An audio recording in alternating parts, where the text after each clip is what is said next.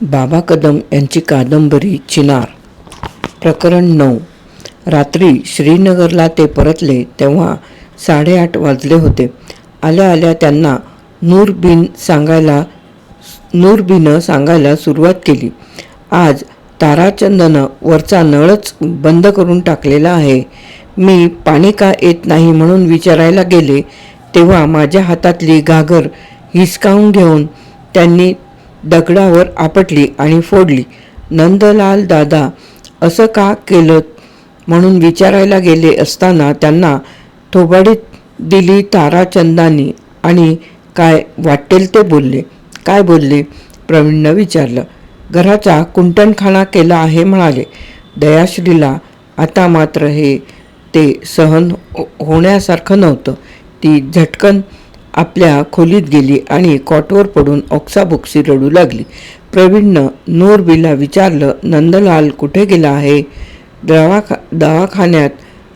ओठातून एकसारखं रक्त येत होतं मारल्यापासून. आता ताराचंद घरी आहेत की बायकोजवळ फुशारकी मारत बसले असतील, रागाने नूरबी म्हणाली. प्रवीण तसाच ताराचंदच्या घराकडे गेला आणि त्यानं दारावर थाप मारली. कोण आहे आतून?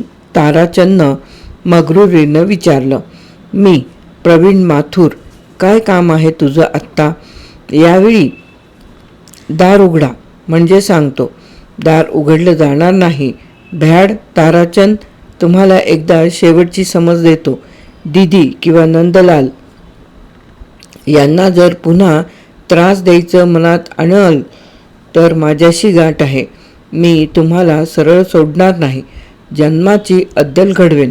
अरे जा, तिच्या तुकड्याला पडलास आणि मला भीती घालतोस? भीती घालत नाही, समज देतो आहे. उद्या सकाळी वर पाणी आलं नाही तर तुम्हाला देखील थेंबर पाणी मिळू देणार नाही. शेजारच्या लोकांना हा भांडणाचा प्रकार नवीन नव्हता, पण दयाश्री आणि नंदलाल यांच्या बाजूनं ताराचंदला ठणकावणारा प्रवीणचा पवित्रा मात्र नवीन होता. त्यांनाही मनातून प्रवीणनं तंबी दिल्याचं ऐकून बरं वाटलं. दयाश्री आणि नंदलाल हे कुणाच्या अध्यात्नामध्यात. त्यांना ताराचंद व त्याची 2 मुलं वारंवार उपद्रव द्यायची हे शेजारच्या मुस्लिम शेजाऱ्यांनाही ठाऊक होतं, पण आपण उगाच त्यांच्या झगड्यात कशाला पडा या जाणीवेनं ते तटस्थ राहत. आज प्रवीण ताराचंदच्या घरासमोर उभं राहून मोठमोठ्यानं हातवारे करीत बोलत असताना बाजूच्या घरांतील लोक खिडक्यांमधून डोकावले होते. कोणीतरी ताराचंदला अद्दल घडवायला हवी असं त्यांनाही मनापासून वाटत होतं. रात्री नंदलाल घरी परतला. तो पोलीस स्टेशनमध्ये फिर्याद देण्यासाठी गेला होता, पण श्रीनगरच्या पोलीस खात्याचं एक वैशिष्ट्य होतं. जेव्हा नागरिकांत तंटाबखेडा निर्माण होत असे तेव्हा ते कुर्मगतीनं हालचाल करी. हवालदारानं नंदलालची तक्रार नोंद करून घेतली आणि नंदलालला सांगितलं, तुमची ही तक्रार नॉन कॉग्निझिबल स्वरूपाची आहे. तुम्हाला तुमच्या वडील बंधूंविरुद्ध दाद मागायची असेल तर कोर्टात फिर्याद दाखल करा.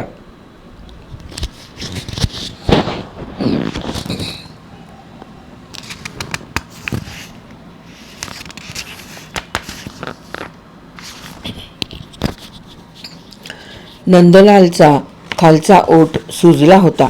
गालावर अजूनही बोटं उमटली होती. दयाश्री त्याला जवळ घेऊन पुन्हा अश्रू ढाळू लागली. आजपर्यंत ताराचंद असं करीन तसं करीन अशी धमकी देत असे, पण आज त्यानं नंदलालच्या अंगावर हात टाकून आपलं निराळंच रूप व्यक्त केलं होतं. प्रवीण ताराचंदला दारातूनच दम भरून वर आला. त्यानं खोलीत जाऊन कपडे बदलले आणि तो दयाश्रीच्या खोलीकडे आला. दीदी उठ, असं रडत बसून यापुढे भागणार नाही. काय करणार आपण? ही जागा फॅक्टरी विकून कुठेतरी दुसरीकडे जाऊ. रोज उठून हा मनस्ताप नको. कुठे जायचं नाही, त्यालाच इथून जाणं भाग पडू. त्या रात्री कोणी मनापासून जेवलं देखील नाही. सकाळी 10 वाजता फॅक्टरीचे कामगार कामावर आले. त्यांना आदल्या रात्री घडलेला प्रकार समजला. त्यात दोघे तिघे थोडे अडदांड होते. ते म्हणाले, आम्ही ताराचंदला ठोकून काढतो. पण याही वेळी दयाश्रीनं तसं करण्याला परवानगी दिली नाही. दीदी, प्रत्येक वेळी तू अशी माघार का घेतेस? प्रवीणनं विचारलं. तुला कल्पना नाही प्रवीण, हा ताराचंद महाकारस्थानी आहे. तुला, मला, नंदलालला, सर्वांना हा कशात तरी अडकवून टाकेल. याच्या पोलीस खात्यात ओळखी आहेत. माणुसकी शून्य असा हा आहे. याला मार्ग एकच, आपण इथून स्थलांतर करायचं. नंदलाल, तुला काय वाटतं? प्रवीणनं विचारलं. दीदी म्हणते तेच करावं. हत तेरिकी, अरे तुम्ही लोक या श्रीनगरात कुठेही गेलात तरी हा राक्षस तुम्हाला छेडल्याशिवाय राहणार नाही. माझं ऐका, ही जागा सोडायचं स्वप्नात देखील आणू नका. या भांडणाची हकीकत कासमभाई बेकरीवाल्याच्या कानावर गेली. मल्लिकाची मुलं आपापसात उगीचच झगडतात असं त्यांना वाटलं. ते स्वतः गाडी घेऊन तिथं आले. कासमभाईंनी दयाश्रीकडून सारी हकीकत ऐकून घेतली. दयाश्रीचं पाणी बंद करणं हे ताराचंदला शोभलं नाही आणि ताराचंदनं पुन्हा असं करू नये हे सांगण्यासाठी तो ताराचंदकडे गेला. या चाचा, या. तुम्हाला मध्यस्थीला घातलं वाटतं या लोकांनी? ताराचंदनं विचारलं. आपली पांढरीशुभ्र दाढी कुरवाडीत कासमबाई म्हणाले, ताराचंद, मी तुला काही शिकवण्यासाठी इथं आलो नाही. पण तू हे काय चालवलं आहेस? मल्लिकाच्या मागे तू कुटुंबाचा प्रमुख. तू तुझ्या धाकट्या बहिणीला आणि भावाला संरक्षण द्यायचं का त्यांच्या अंगावर हात टाकायचा? पाणीही बंद केलंस म्हणे त्यांचं. अरे, आमचा मुस्लिम धर्म इतका कडवा आहे, पण शत्रू जरी तहानलेला असला तरी त्याला प्यायला पाणी द्यावं असं तो सांगतो. तुम्ही तर हिंदू आणि त्यात सख्खे बहीण भाऊ. या दयाश्रीला बहीण म्हणायची लाज वाटते चाचा. घराचा कुंटणखाना बनवलाय तिनं. काय बोलतोस ताराचंद? आता महिना झाला हा मवाली घरात ठेवून घेतला आहे तिनं. तो तिला दीदी म्हणून हाक मारतो. पण आम्ही काय बोळ्यानं दूध पितो? हातात हात घालून गावभर भटकतात. परवा शंकराचार्याच्या टेकडीवरचा भक्त सांगत होता, चक्क देवळासमोर यांचे प्रणय चाळे सुरू होते. मी म्हणतो, जे काय करायचं ते निदान 4 भिंतीच्या आड तरी करा. जगासमोर तमाशा कशाला दाखवता? काल याला घेऊन गुलमर्गला गेली होती. घरात तो नंद्या होता. त्याला का नाही नेलं सोबत? त्याला नेलं असतं तर तिथं धिंगाणा घालता आला नसता. मी काही तिचं पाणी बंद केलेलं नाही. 30-35 वर्षापूर्वी नळ घेतलेले आहेत. अजून गंध चढलेला आहे. पाण्यालाही पूर्वीसारखा फोर्स नसतो. पाणी वर चढत नाही. कोणा इंजिनियरला आणून तपासणी करायची असेल तर खुशाल कर म्हणावं तिला. मी काही एक केलेलं नाही. कासमभाईंनी शांतचित्तानं ताराचंदचं बोलणं ऐकून घेतलं आणि ते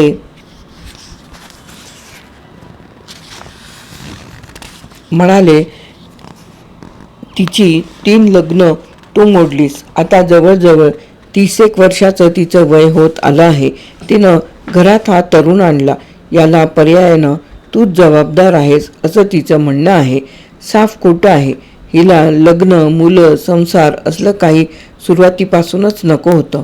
फॅशन्स करायच्या, चवी रवीचं खायचं आणि वर म्हणायचं मी मोकळेपणाचं जीवन जगते. ते ताराचंदला पाहवत नाही.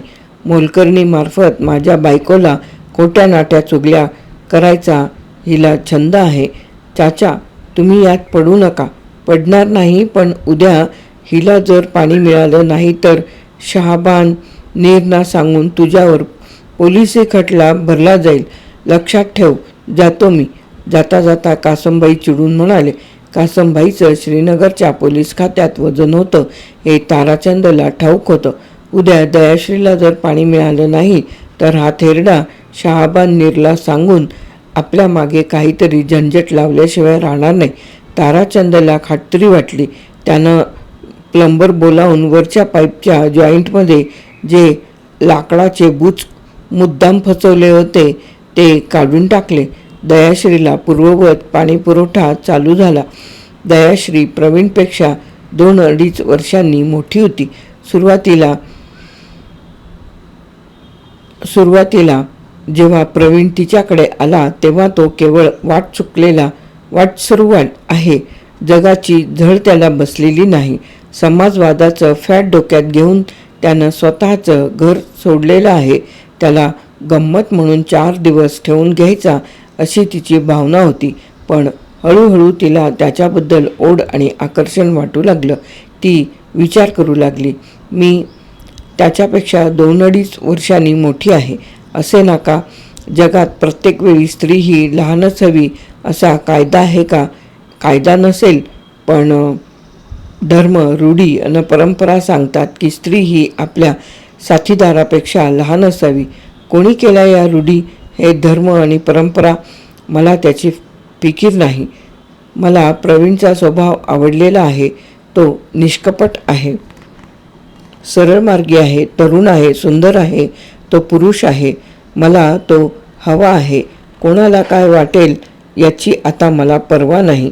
नंदलालला परवा बोलता बोलता ती म्हणाली, नंदा, प्रवीण आपल्याकडे राहिला याबद्दल तुला काय वाटतं? तेव्हा नंदा म्हणाला, काय वाटायचं? अगदी घरच्यासारखा वाटतो तो मला. पण लोक काय वाटेल ते बोलतात. लोकांनी बोलू नये असं वाटत असेल तर त्याच्याशी लग्न करून टाक. लग्न?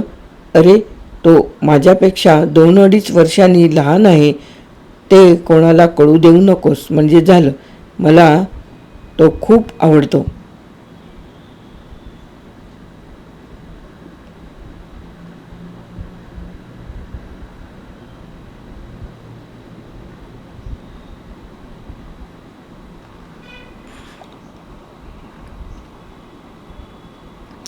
नंदलालशी झालेलं हे संभाषण तिनं प्रवीणला सांगितलं नव्हतं.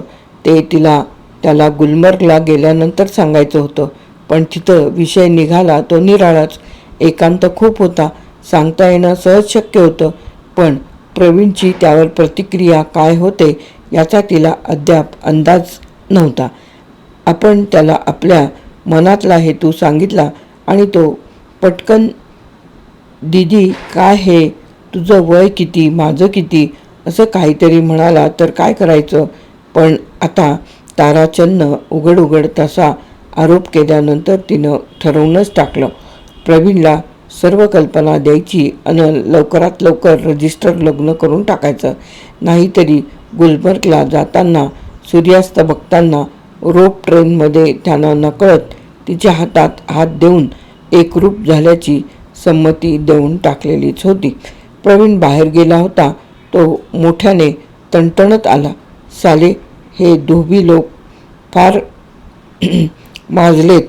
परवा 4 पॅन्ट्स आणि 4 मॅनिले ड्रायक्लीनला टाकले आणि तो धोबी म्हणतो 3 पॅन्ट्स आणि 3 मॅनिले दिले. तू डायरी टिपून ठेवलं नाहीस? दयाश्रीने विचारलं. हे काय? ही डायरी घेऊनच गेलो होतो ना त्याच्याकडे.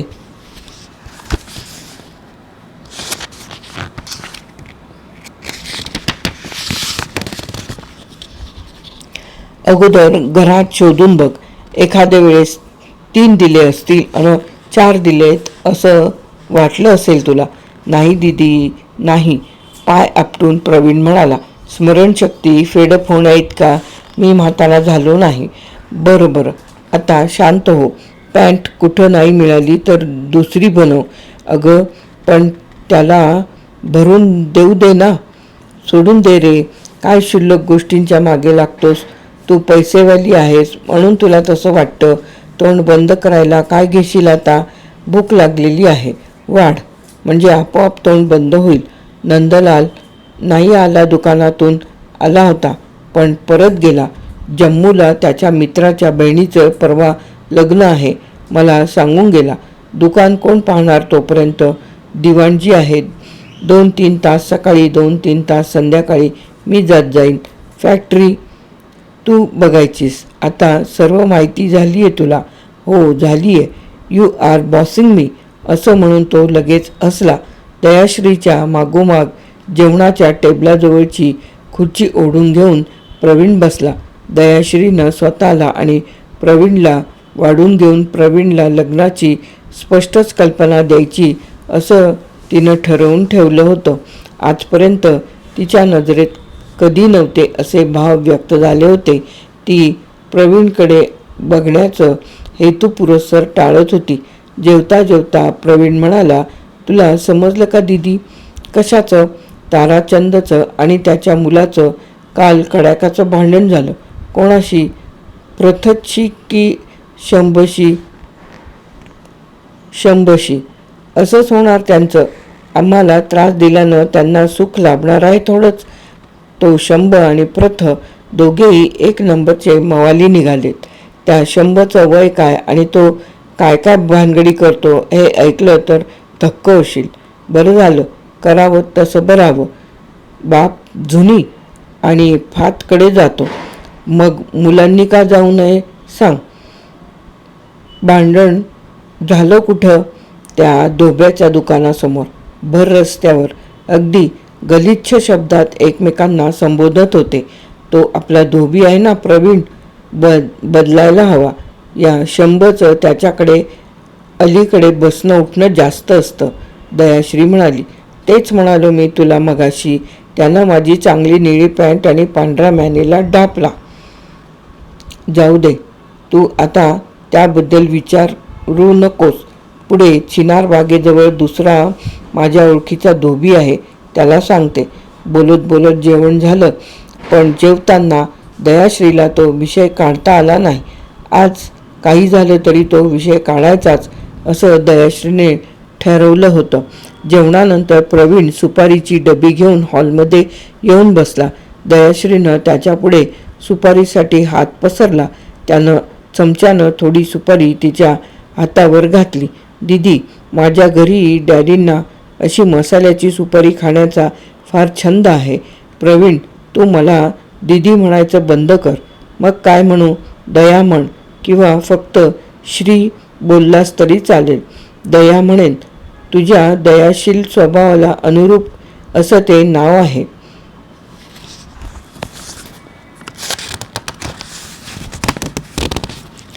मग उद्यापासून तू फॅक्टरी इन्चार्ज होणार. तर तू गळ्यातच घातलंस तर काय करणार? प्रवीण, मला तुझ्याशी एका महत्त्वाच्या विषयावर बोलायचं आहे. मग त्याला माझी परवानगी कशाला हवी? दयाश्री काही क्षण अबोल अशी बसून राहिली आणि म्हणाली, मी लग्न करायचं म्हणते. मग करून टाक. कोणाशी म्हणून नाही विचारलंस? विचारायची गरज काय? ते माझ्याशीच होणार आहे याची खात्री आहे ना मला. दयाश्री कोचावर प्रवीण शेजारी बसली होती. ती एकदम त्याच्या गळ्याशी पडली. प्रवीणनं तिला बाहुपाशात घेतलं अन तिच्या ओठांवर ओठ टेकवले. डोळे मिटून दयाश्री कितीतरी वेळ त्याच अवस्थेत बसून राहिली होती अन प्रवीण तिच्या पाठीवरून मानेवरून हात फिरवत होता. पश्चिमेच्या खिडकीतून जेहलमवरून वाहणारा वारा थंड वाटत होता. निरभ्र आकाशात चांदण्या चमचम करीत होत्या.